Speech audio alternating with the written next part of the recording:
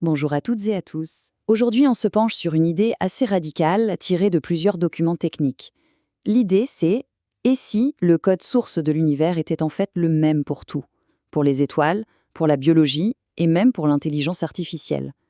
C'est une affirmation, disons-le, assez énorme. Alors, on va creuser un peu pour voir ce qu'il en est. Voilà la question au cœur de tout ça. Imaginez un instant que les lois de la physique, que les réactions chimiques dans notre corps ou que l'architecture d'une IA, que tout ça ne soit en fait que des dialectes différents, basés sur une seule et même langue universelle. L'ambition de ce cadre théorique, qu'on appelle Psi-Lambda ou Psi-La, est juste immense. Il prétend pouvoir décrire des phénomènes cosmologiques parmi les plus mystérieux qu'on connaisse, comme l'évaporation des trous noirs. Un concept qu'on doit à Stephen Hawking lui-même, rien que ça. Mais alors, là où ça devient vraiment fou, c'est que ce cadre ne s'arrête pas du tout au cosmos, non.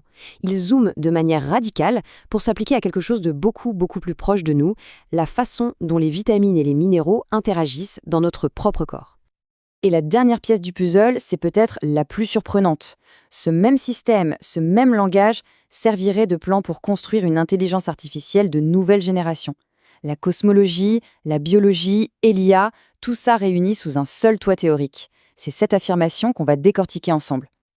Bon, la question qu'on se pose tous, c'est comment un seul et même système peut-il prétendre faire tout ça? Eh bien, d'après les sources, tout commence par ce qu'ils appellent un alphabet de la réalité.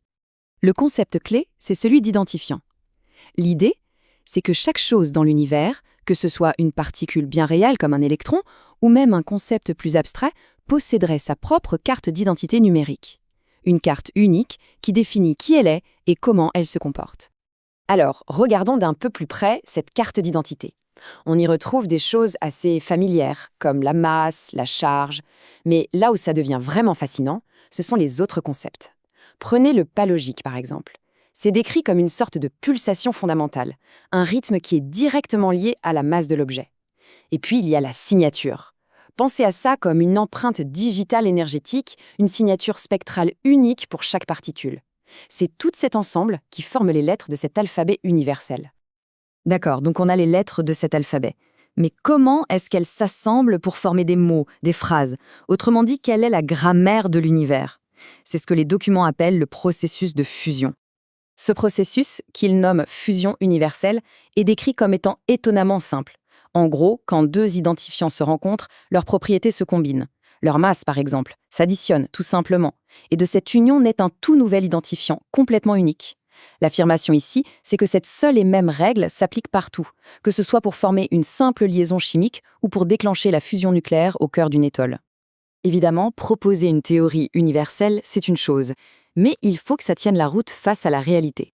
Alors voyons comment ce système se compare aux observations d'après ses créateurs. Selon les documents, le cadre a été mis à l'épreuve sur des centaines de points de données différents. Et ça va de l'infiniment petit, l'échelle atomique, à l'infiniment grand, l'échelle cosmique. Regardons quelques-uns des résultats qu'ils avancent. On commence avec la physique de base. Ce tableau compare les couleurs, les longueurs d'onde de la lumière émise par l'hydrogène. C'est une sorte de code-barre lumineux qu'on sait mesurer avec une précision incroyable. Et ce qui saute aux yeux, c'est à quel point les prédictions du modèle Psi-Epsilon sont proches des valeurs observées. La précision est déjà assez bluffante. Mais ce n'est pas tout. Les documents affirment que pour de nombreuses autres mesures, par exemple les raies spectrales du sodium ou du potassium, l'écart entre la prédiction et l'observation tombe à 0,0%. Zéro. Une exactitude qui, si elle était confirmée de manière indépendante, serait tout simplement stupéfiante. Et maintenant, on change complètement de domaine, la biologie. Est-ce que le même modèle peut prédire comment les nutriments interagissent? Apparemment oui. Le système génère un score de stabilité. Et regardez, les synergies qu'on connaît bien, comme la vitamine C qui aide à absorber le fer, obtiennent un score élevé, signe de stabilité.